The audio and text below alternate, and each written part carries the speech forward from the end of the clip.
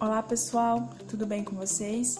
Na nossa aula de hoje nós vamos ver um pouquinho sobre os números decimais, né? Os números decimais eles costumam aparecer com mais frequência no nosso dia a dia. Então vocês podem observar, por exemplo, na espessura da lapiseira, né? Do grafite da lapiseira, que a gente tem 0,7. Nós podemos observar em situações do nosso dia a dia em que se trata de dinheiro. Então, nós podemos usar R$1,25, né? Ou valores maiores, então a gente tem também situações que vão aparecer números decimais. Além, é claro, de situações que se tratam de medidas. Então, nós vamos, por exemplo, podemos usar tanto uma régua quanto uma fita métrica, ou outros instrumentos de medida para medir números 1,50 m, ou 2,70 cm. Então, a gente vai ver também nas unidades de medida um exemplo de números decimais, né? De aplicabilidade dos números decimais, tá bem? Desse modo, eu quero apresentar aqui para vocês um exemplo de número decimal, tá? O número decimal, ele sempre vai aparecer nesse formato, né? Nós teremos uma vírgula, nesse caso aqui como um separador decimal. Em alguns países, utiliza o ponto, até mesmo porque em algumas calculadoras vem até no visor, né? Aparece um ponto e não uma vírgula. Outros países vai usar outros símbolos como separador decimal, mas no nosso caso aqui, nós vamos observar que sempre que aparecer uma vírgula, a gente vai estar vendo um número decimal, tá bem? O que está anterior à vírgula, ou seja, do lado esquerdo, nós vamos chamar de parte inteira. E o que tiver posterior à vírgula, ou seja, o que tiver depois da vírgula, né, do seu lado direito, nós vamos chamar de parte decimal.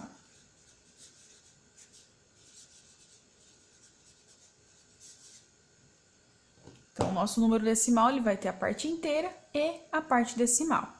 A leitura de números decimais, ela é feita de acordo com o número de casas decimais após a vírgula. Então, por exemplo, se nós observarmos esse nosso número aqui, nós temos dois números depois da vírgula. Então, nós vamos ler esse número como 50 centésimos. Nós vamos relembrar aqui dessa regrinha aqui, que a maioria dos números decimais, eles vêm de frações decimais, né? Então, por exemplo, 1/10 pode ser escrito de três maneiras, de forma fracionária, decimal ou inscrita, centésimo e milésimo, né?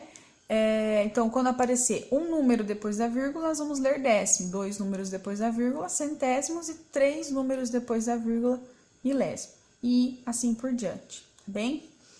Mais um exemplo aqui, então, eu tenho que observar qual que é a minha parte inteira e qual que é a minha parte decimal.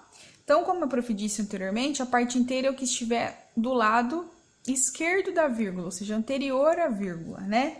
Então, nesse caso, a parte inteira é o 23. E a minha parte decimal é o que estiver depois da vírgula. Então, o que está depois da vírgula aqui é 456. Então, como que nós vamos fazer a leitura desse número? Nós vamos ler sempre parte inteira primeiro, parte decimal depois. Então, a leitura desse número é 23 inteiros, 456 milésimos, porque nós temos três números depois da vírgula, ok? Outra situação que nós teremos dentro dos estudos dos números decimais é compor e decompor esses números decimais. Então, aqui eu trago para vocês um exemplo, vamos fazer a leitura, ó. 136 inteiros, 925 milésimos, ok? Então, olha só, decompor ou compor números naturais é mais tranquilo. Então, vamos observar aqui que o 136 é a minha parte inteira, que é um exemplo de número natural. Como que a gente decompõe esse número? 100 mais 30 mais 6, não é mesmo? Prof, mas como que a gente vai fazer com a parte decimal? É a mesma coisa? Em parte, sim, mas a gente vai ter que cuidar o seguinte. Essa é a minha parte decimal.